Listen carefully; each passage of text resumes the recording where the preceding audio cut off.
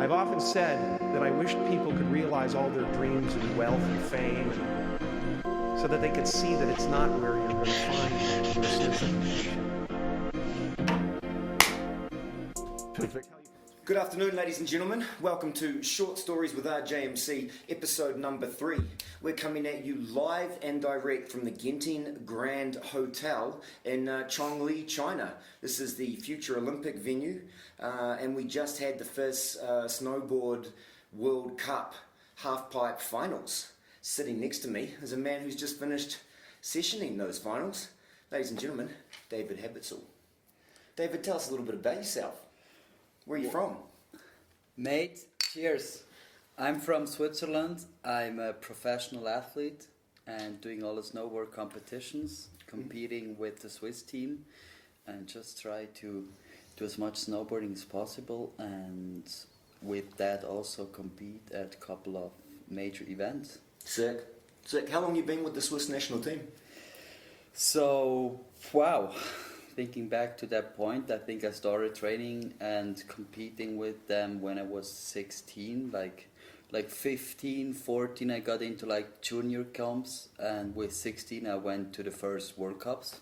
Wow. So and how now 23. Yeah, it's nearly 10 so years, bro. Already. Dude, don't tell me. Wow, time flies. Time flies. Yeah. When you're having fun. Well, totally. I'm definitely having fun, and therefore time flies, I guess. Cool. That's the right way. Now we'll get back to snowboarding, but obviously you've done 10 years, done a lot of it. But what else do you get excited about, David? What else is interesting for you in your world? People with good stories, good conversations, good food, girls. Shout outs to the girls watching. Yeah, having fun with my boys at home, not in any relationship with snowboarding, just like the normal boys, normal people. Being a normal fella from Totally Switzerland. normal fella, nothing to do with sports or snowboarding or whatever. Cool. Yeah, I do and that too. meeting my family. Actually, I'm excited to finally go home, meet my family over Christmas. Yeah, that'd be cool. Yeah. That'd be cool. That's awesome. So Short Stories with RJMC, mate. I've got a little basic sort of theme that we follow. Mm-hmm. So I'm gonna get into the questions. Do you remember the moment that you knew snowboarding was becoming everything, instead of just sliding around the hill for fun? Yeah. So that moment was when I was around 10 years old. Wow. Because I had the opportunity to go to Logs with my family for like a family vacation, to go like for 1 week snowboarding. Me. And I was there like second snowboard lesson, just like full a week on, and they were like, yo, parents, your kid, he's really having fun, and we have the amazing opportunity, the Freestyle Academy, which is just like a snowboard group training and actually just shredding the mountain every Saturday during the whole season. Mm-hmm. And thanks to my grandparents, I had the opportunity to go up there with them to their winter apartment. So I went up there with them Friday evening after school. They picked me up at home. I was so excited to go up there. Yeah, 10 years old. You would've been frothy. Just shredding with my mates. Yeah. Sunday, I did some snow skate in the valley because I wasn't allowed to go up there without anyone who's like taking responsibility of me. Yeah. So my grandparents were just like, they went for walks. I was always going with them with the snow skate underneath my armor, just like having fun there. And I've realized on Sunday afternoon, so tired, had to do my homework in the car because my parents told me, you can go up there as long as you make your homework and learn for school, because school starts on Monday and you better be ready for that. That's wise. So I somehow just managed to like do my homework somewhere in the way home in the car ride. Went home, straight up, fell asleep. Monday morning I was already thinking about, when is Friday? I wish I'm gonna go up there snowboarding. And somehow made it through the week in school, and just went up there again. And that was like that point, wow. So this means a lot, because like out of like literally out of nothing, like all my cool school friends, they were still like best friends, but like on weekends I just had like the other world up there in Logs. Yeah. Me from Zurich, it's like 1.5 hours for us Swiss guys. That's quite a drive, you Is know. it?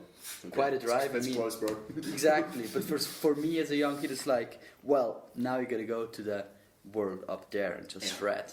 Yeah. So that was the moment. That's awesome, dude. 10 years old and you already can see it, right? Okay, so the next question is, what changes did you make in your life to make help snowboarding become everything? Did you have to change anything, or did you just do this every Saturday and it just grew from there? I'm fucking thankful for my parents and grandparents that they gave me that opportunity to just shred on weekends. And I've realized, like, wow, snowboarding means a lot to me, and I just knew if I do well in school, my parents will leave me to the mountains, and if I do even better in school, I can go to the high school in the mountains, a sports school, where you have like almost half a day off just snowboarding. And I like with 14 I knew, okay, as soon as you turn 15, 16, you're gonna go up there to the school, you're just gonna pass the exams, the entry exams. And there on I knew, now like if you're in school, like be there and do well and show your parents that you can do well, even though you just see there's a way that they were gonna let you up there. So with 15 I moved to Davos to a school where I stayed during the week, and it was all about like snowboarding and being in high school. And on weekends I went back home to Zurich, or as soon as the season was on, to Logs or just shredding somewhere. Cool. So it would be fair to say that you actually focused more on your schoolwork because you knew that would be the gateway to getting you to snowboard more. Yeah, I think my parents, they were quite, they're smart. They knew. Shout outs to David's parents and grandparents. They knew they knew as long as he makes his school, he's free to do whatever. Great. And I just realized that from early on and tried to go snowboarding, but the entry fee or the price you pay for snowboarding is just the school. And I was fucking glad to still like do the school, because now I have the degree, you know. I'm not just like a dumb prick who can snowboard. There's nothing dumb about you, bro. So speaking about you, I found through snowboarding that, and skateboarding in particular, that it helped reveal things about myself. So you're quite a young man at 10, so you still got a bit of a way to go. But what about snowboard? What did snowboarding reveal about you to yourself? So I've realized with snowboarding, when I do something, I want to have it done perfectly. I need to see like precise and perfect. And especially on snowboarding, when I was like working on a new trick, like I had it in mind, and it had to be exactly that way. So I've realized on the snowboard that I'm kind of like sometimes even a bit too picky, to want to be perfectionist, you know what I mean?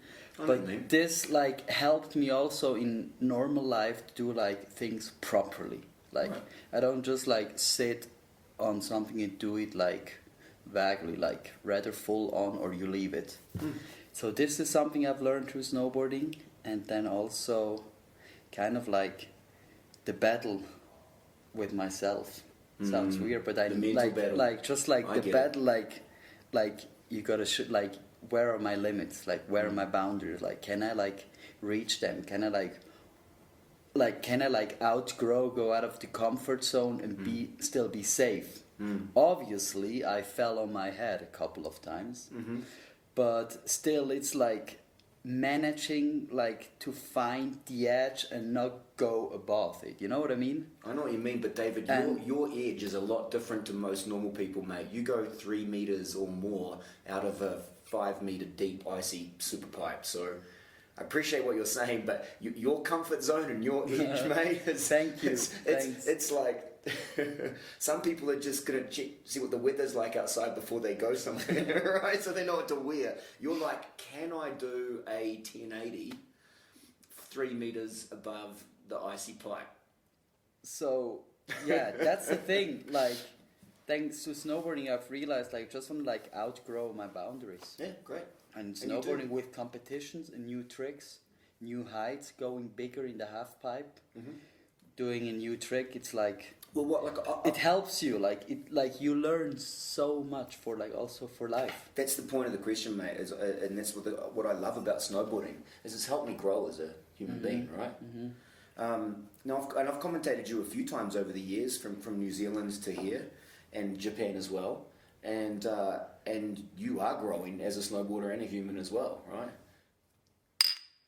Awesome. I like that. Yeah, Thanks. Today was good. Today was a good day, right? It was a good day. You guys, but the snowboarding I saw today at the halfpipe finals was the best halfpipe snowboarding I have ever seen. Wow. Period. Wow. Period. And I was part of that final. You were. I Men like and that. women. The women were killing it today too. Anyway, yay snowboarding. Okay, next question. Traveling. So what I love about snowboarding is I've become a traveller without even realising it, right? Because you just have to travel. So in your travels, where was the place that really exceeded your expectations? Is there one place that jumps out at you? You were like, man, tell us about it. That was Japan. Oh, really? That was the World Cup Japan. We went to Japan, first 2 days in Tokyo, and then up to Sapporo for the World Cup, and just like the culture, like the food, like those big cities, like I did not expect anything. Just getting out of the plane and like realizing, like, holy shit, young man, you're 17 and you're just like out here in Japan, and you travel here for a purpose. Like, you're gonna go for a World Cup. You're gonna represent your country, your sponsors. You wanna like outgrow your boundaries, and like that moment was like, wow, that's pretty cool. Like, snowboarding is fucking cool. So that trip to Japan, that World Cup was amazing, and I still wish that they're gonna like make it happen. There's talk of another one next year. I've heard, Let's hope unofficial. Finger crossed. You've just answered why. So how do you think that experience changed you? Well, when you went back to Switzerland, were you a different David after that trip to Japan in any way? Not from that trip on. Well, you always change, obviously. Of course. Every day. Of course. There I've just realized, like, wow, we have a pretty cool life. Okay. So be thankful for it that. kind of sunk in. Exactly. Great. So like you're getting like grateful to realize that you're traveling the world, and it's not just because you're like a rich kiddo, like doesn't know what to do, just like spending time traveling. It's like you go there for a purpose. But with traveling, what I've learned so far is always like coming back to Switzerland, like realizing how amazing my home country is. Oh, like man, Switzerland is pretty cool. Like, especially if you go, I mean, if I go to Indonesia for surfing, it's like it's another world.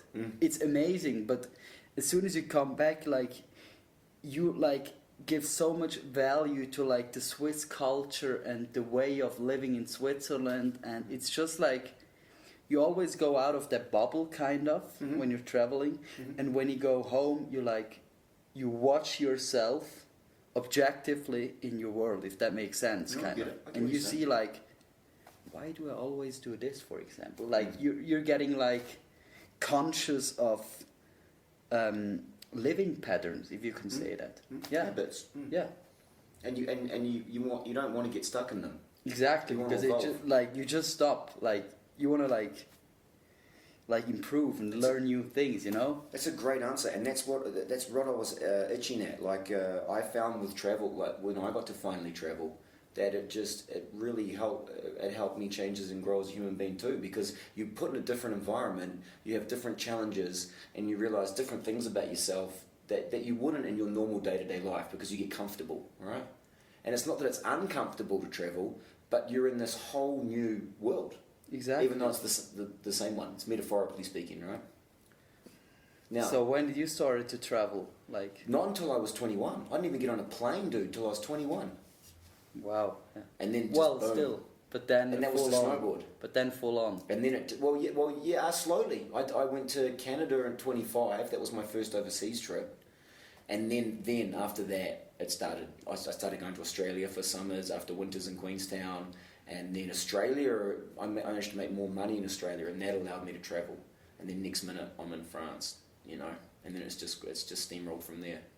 And before we change the subject too much, I've been to Switzerland a bunch of times, and it's a really special place. And if you get a chance to go to Europe, you want to make sure Switzerland's on your list. It's epically beautiful, and I mean we could talk about it forever, but just go to Switzerland. You really got to come there, yeah. Great. And if you come there, I might invite you for a beer. As long as you're cool. As long as you're good people. Nice Good one. people like him. Oh, David, stop it. Now, travel tips. You travel a lot more than I do, bro. What are your 3 best travel tips? For me as a European, surfing, so I love surfing. In summer Yeah, I try great. to like live in the ocean. Yeah, great. So I would recommend just like west coast of Europe, Mm-hmm. France, Spain or Portugal. Those 3 countries are amazing. For me as a Swiss person, it's so convenient to drive there with your own car, sleep in the car or bring your tent or just like, yeah, do whatever. Go on campings and it's just like hippie free life. It's easy and convenient. You got your own car and you're like, you just stay there as long as you can, right? I've heard great So- things about Portugal and that part of the world. Travel tip, West Coast, Europe. Where? Doesn't matter as long as you're stoked with the food, the culture, and just the swell. Some the waves. Yeah. Exactly. Then Indonesia. I was there on a pretty remote island, but I'm not going to tell you and your listeners the name. You told me already, we don't have to name it. Exactly. So it was just an amazing remote island. Less people, like not a lot of surfers in the water at all. And Did you say no one spoke English? Exactly. Really? So it's so different. Like it's like they're just like a couple of surfers and locals, and it's amazing to see like just like how people live there. Like you realize that those people they're like satisfied with nothing, and then you're like, wow. And back home, I'm getting frustrated for this or that, and it's like. For no reason, you know. So that helped me a lot also to like grow myself personally. But surfing is also like one of the big things there. Yeah. That's why it's like I love surfing too, on bro. travel tips. And then what else? The third travel Is tip. there something you always pack? What's something you should never leave home without, other than a cheesy credit card? Yeah, cheesy credit card. Beside that, nothing really. Yeah. Well, It's a not something- surfboard in summer. Yeah. In winter, obviously my snowboard and my snowboard gear, and that's already way too much for me. Wetsuit. I'm Yeah. always cold in the water. A Yeah. wetsuit. I never go without the wetsuit. What brand of wetsuit do you use? Different. Now I'm having a Wisla Yeah. 4.3. Yeah. Okay, cool. Next question. Oh, this is kind of a deep one. Why does snowboarding mean so much to you, David?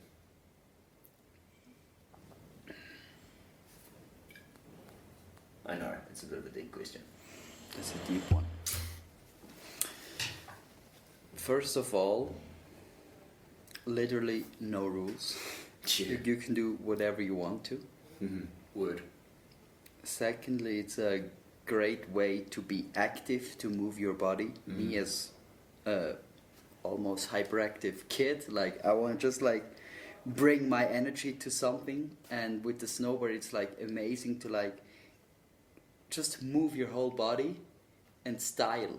Like you're allowed to like style. Just like, yeah. That's a thing. And third, the progression.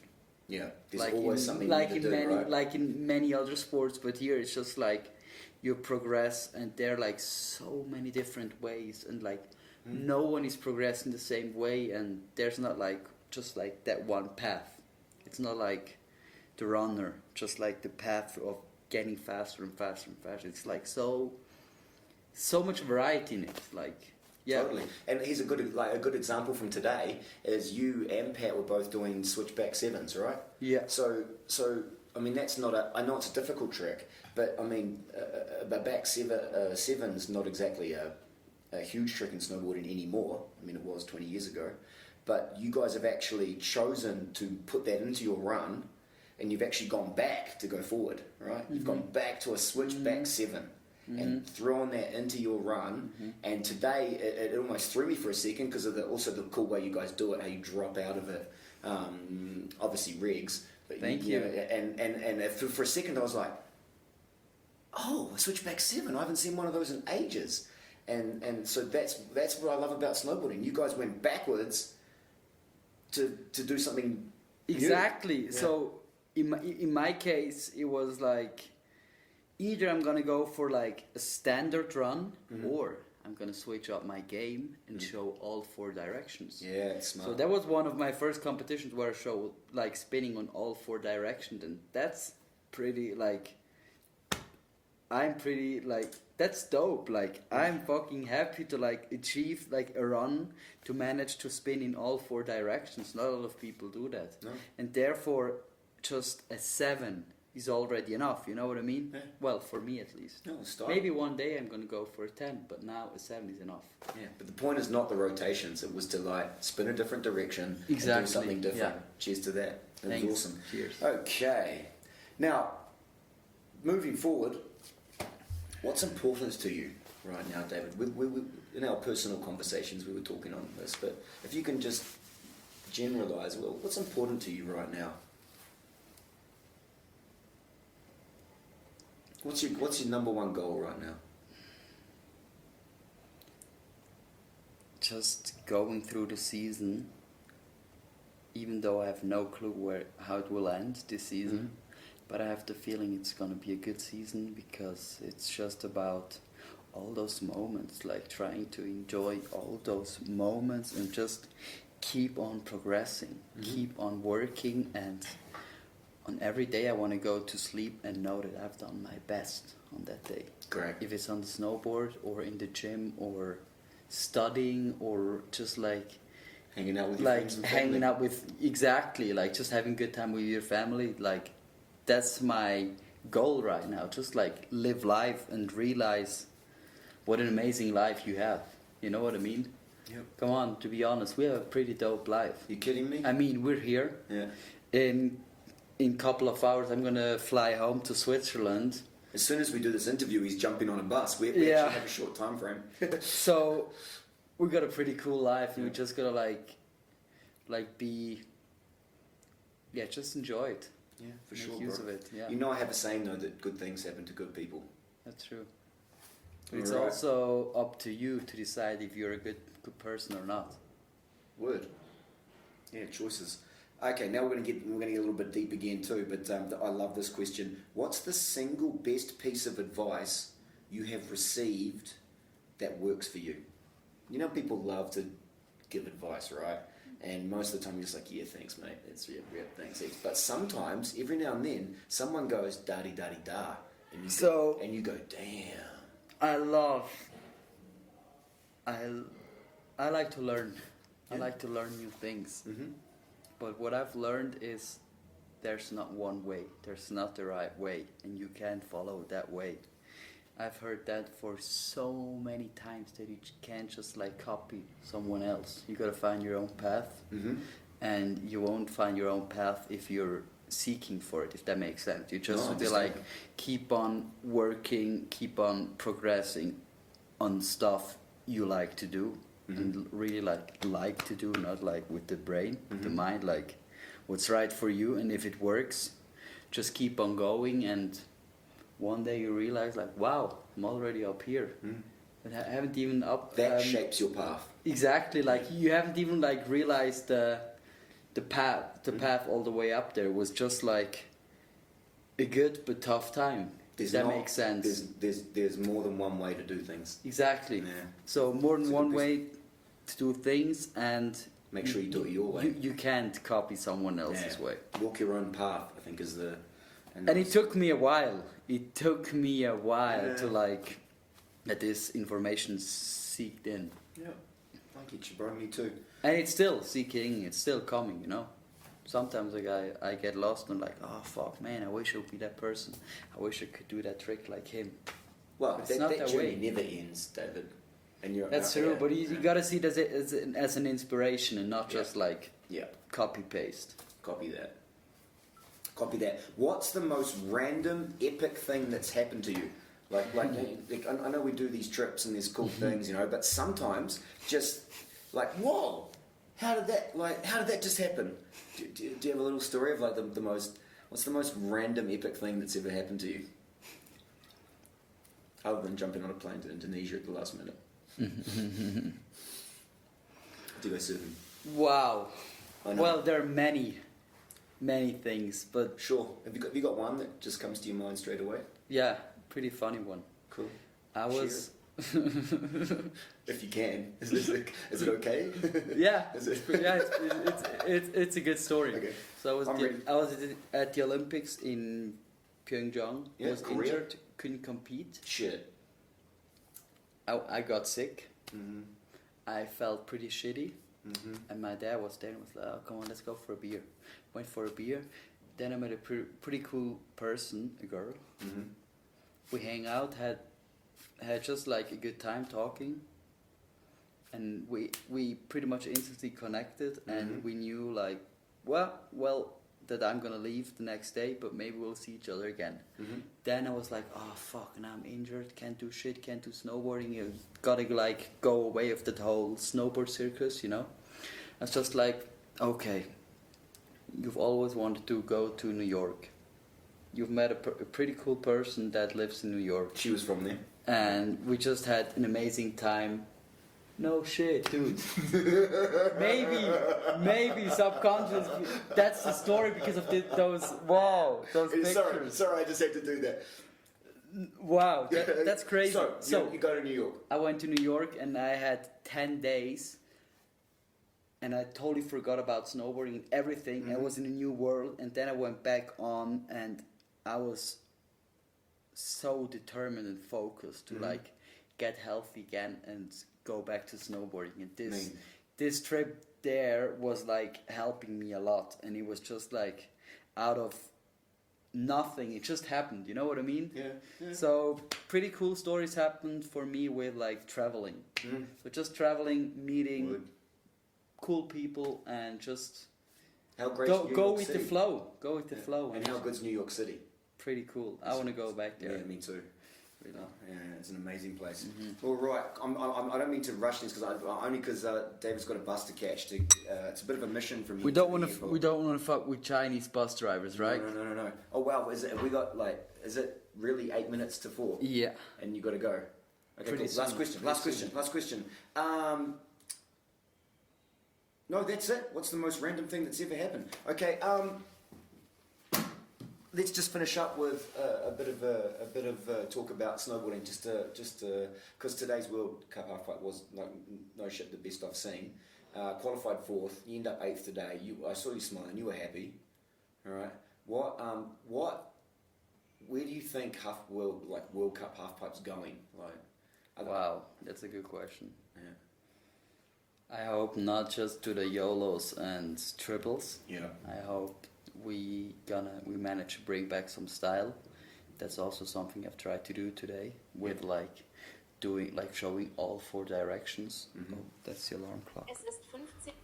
Yeah. So just like, for instance, like Danny Davis did a couple of years ago, just like giving a counter movement to just like progression, more spins, bigger, higher, more flips. Yeah.